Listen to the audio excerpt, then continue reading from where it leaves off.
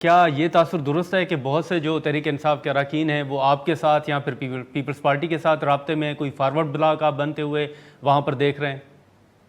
देखिए, मेरे पास कोई बहुत ज्यादा तो नहीं है, क्योंकि गिलगित के इलेक्शंस के बारे में हाँ। वो तो वहाँ के मुतलका कोई नून लीग के या पीपल्स पार्टी के दोस्त बता सकते हैं। लेकिन जनरली जहाँ तक मीडिया पे देखा है, ये जरूर खबरें आई हैं कि पीटीआई के लोग जो हैं वो अब पार्टी के फैसलों पर उन्होंने अदम एतमाद का इजहार कर रहे हैं। और वो मतलब है कि, और आपको खास तौर पर पता है कि 9 मई के वाकयात जो हैं वो पाकिस्तान में एक वो स्या दिन के जिसमें पाकिस्तान को जलाया गया, जो पार्टी आज तक ये कहती रही, क्लेम करती रही कि सियासी पार्टी है, लेकिन असल में वो एक दहशतगर्द पार्टी थी जिन्होंने हमेशा मुल्क में जलाओ और गिराव की सियासत की, लॉकडाउन की सियासत की, इदारों को तोड़ने की सियासत की।